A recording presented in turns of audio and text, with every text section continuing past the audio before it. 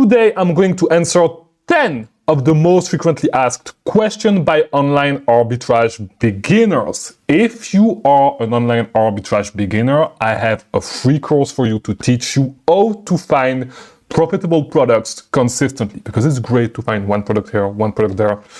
You need to have some consistency if you want to build a real business out of it, right? So link in the description, you can get that free ebook. It's a free course in an ebook format, 100% free for you, free gift. All right.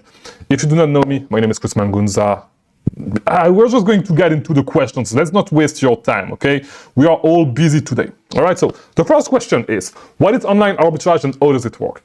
Online arbitrage is an easy business model. All right. What it is you buying products on an online retailer to, at a lower price than what it actually sells on Amazon, to resell that products on Amazon profitably.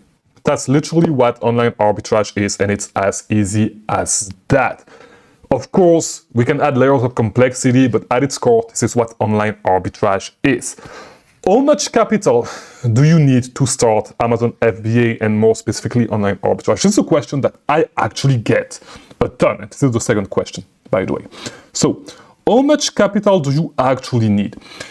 I actually have a video on that, but to be honest, there's no minimum that you actually need to start the business because there's no barrier of entry. You can literally start if you wanted to. Not that it is smart, but if you wanted to, you could literally start with $5, just buy a $5 product. And not really, because you need to take into account the Amazon membership that you do not necessarily need to have, but that you will need to get. You can actually start with the free membership. If not, the monthly fee to sell on Amazon is $40. You do not necessarily need it. But yeah, to be honest, you could, if you wanted to, start with $5 and a lot of work, and you would just buy one product that you will need to flip, right? You're going to need to spend a little bit on top of that for the shipping. But at its core, this is what you are going to need to. You do not really need money to start because there's no real investment that you need to make except in inventory. No. Is it smart? Probably not. It's going to take you forever to make some decent amount of money. So I guess, what I would actually suggest is to start with at least $500 to buy inventory. But you're going to need to inject a little bit more money into it, except if you do used books. But if we're talking about online arbitrage, it's not a lot. It's definitely not a lot to start, but you will need start with at least $500 so you have a little bit of money to play, and try to inject a little bit more money down the road if you want to grow faster. But try to at least start with $500 so you can try different products, because if you just buy one product, you just say, I'm going to put $200 into this, I'm just going to buy this one product. This product is probably going to tank, right? So and by tanking, I mean the price going down. So for that reason, try to get at least $500 together to start your business. And it's going to be without software and all that stuff, by the way. So, great question. What are the fees associated with Amazon FBA? So, the fees that you are going to need to pay, first of all, if you want to sell at a certain scale, just get the pro membership. I forgot how it is called exactly, but just get a pro account, which is going to cost you $40 a month, okay? The difference in between an individual account and a pro account is that with an individual account, you're going to pay, I believe, $1 or something, or close to $1 in extra fee every single time you sell a product. If you have the pro plan on Amazon, you do not pay that. No. Apparently, you get more of the buy box if you have the pro plan than if you actually have the individual account. But we'll talk a little bit more about that because we do not even know what is the buy box more than likely, right? So yeah, except from that, that's the only thing that you're going to need to pay whether you sell or not. No, when you sell, you're going to have more fees, of course, right? Amazon is going to take, if you sell FBA, Amazon is going to take a chunk of that money. The shipping is going to cost you money. There's a ton of fees. I cannot even list you all the fees because Amazon has a lot of fees, and you do not need to know all these fees. You just need a tool that is going to calculate your profit when you actually purchase a product, right? Such as Seller Amp, and then Seller Board to calculate your profit, all that stuff. There's tools. But when you make your product selection, you do not need to compute all that mentally. As I told you, I don't even know all the fees that Amazon charge you. There's the inbound fee, which is, I don't even know if they charge an inbound fee. There's the inbound shipping. There's the referral fee, okay, which is whatever you pay Amazon, whether you sell, just to be able to sell on their platform, right? Because they bring you the traffic. Then there's the pick and pack fee. Like, there's a ton of fees. And if you want to start, do not even think about that.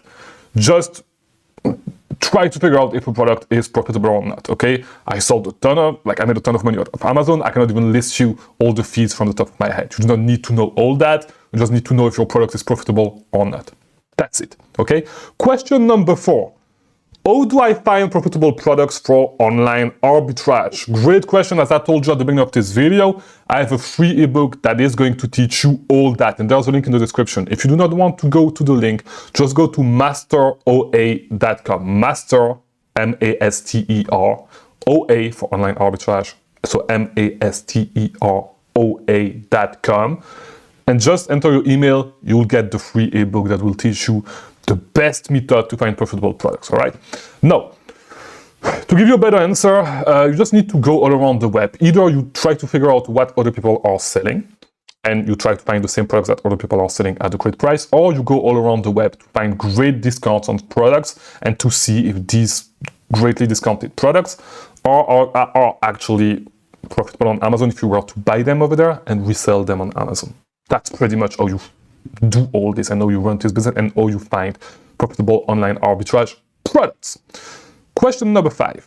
What is the Amazon buy box and why is it important? So I told you, I knew that we were going to go there. All right, so the buy box on Amazon, let me just show you what it is real quick. This right there, this that you see right behind my head, right there, this is what we call the buy box. So let me just go in the middle because you guys do not see my beautiful face. Here we go. So this is the buy box. So what it is pretty much, you see that small box on the right side where you click either add to cart or buy now. You will see a couple of things, right? You would see sold by Skyline Distribution and Co, who is actually winning the buy box, which means that if you actually either add to cart or click buy now, you're gonna buy this product for this price from this seller. This is what the buy box is. If you click there, it's going to direct you to actually buy the products from this seller. So why is the buy box so important? The buy box is so important because, as you saw, only one seller can actually win the buy box at a time. Because of that, the seller that is actually winning the buy box is going to get the sale. The seller that is winning the buy box is going to make the money, is going to make the dollars, right? So this is why the buy box is important, because you need to get into the buy box to make money when you sell on Amazon. All right. Next, can I sell used items through Amazon FBA? Yes, you can. You can sell used items. No, if you do online arbitrage, this is probably not what you want to do, all right? Used items, there's a ton of business model that you can do on Amazon, okay? There's a ton of business model. One of the most popular business model that requires selling used products is going to be selling used books, right? Used books is something that you can find for really cheap. And so if you have really low money to start, you live in the United States, just go to like thrift stores and get some used books, buy them for like $1, $2 and sell them back on Amazon. You're going to make a ton of money back based on the proportionately to the investment that you made buying that inventory. No, the only thing is that it's a little bit slow to grow your money. That business model, like cherry picking books specifically, if you do books at scale, yes, it's a lot of money, it's a lot of work, a lot of labor. It's labor intensive, all right, contrary to online arbitrage. So yes, to answer that question, yes, you can sell used items through Amazon FBA. It's not necessarily the best model to run at medium scale. At big scales, it's a decent model to run.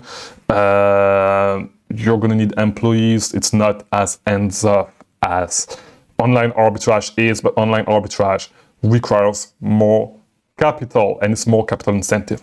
Just that's the only difference. Question number 7. How do I handle returns and customer service with Amazon FBA? Great question.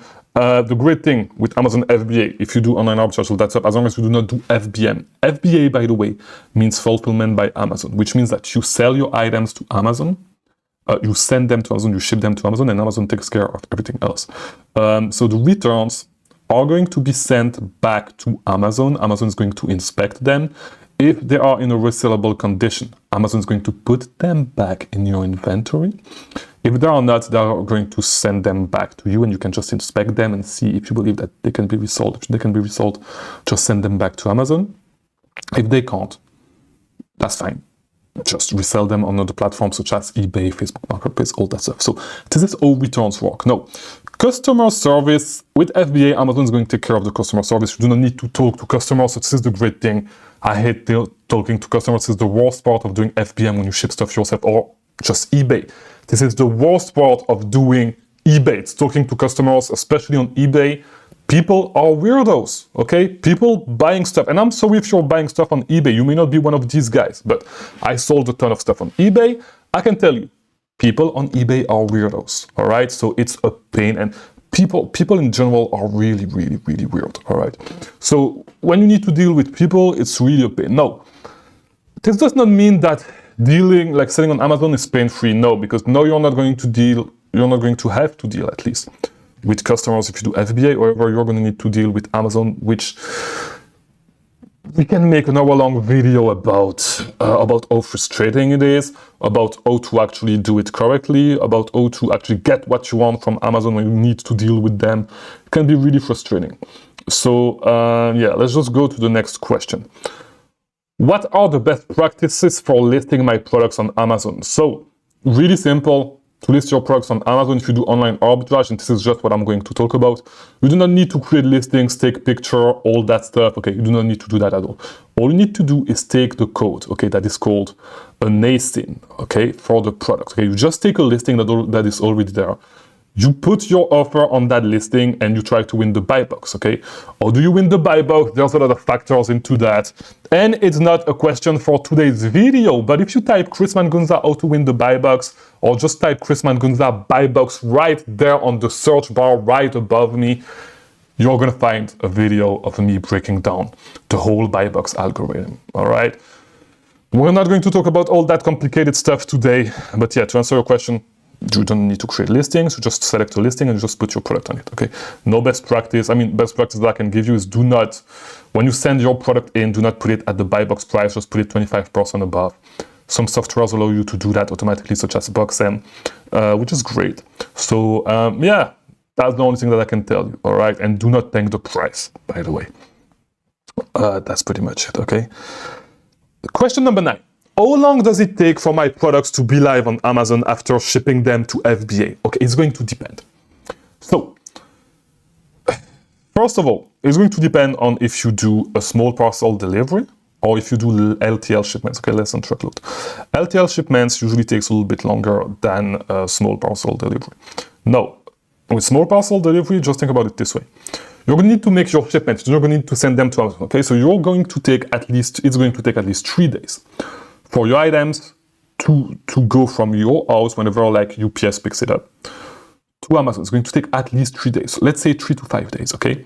After that, Amazon needs to check in your items. They need to open your box and make sure that everything that you said was in your box was actually in your box. And then what Amazon is going to do is they are going to transfer your products to other fulfillment centers. So your stuff can be available where it needs to be available, all right? So it can take anywhere from, it can go as fast, to be honest, as 5 days for some stuff to become available.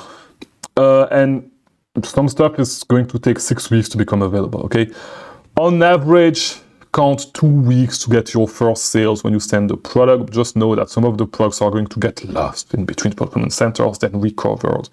Then sometimes a shipment can take 2 weeks to check in completely.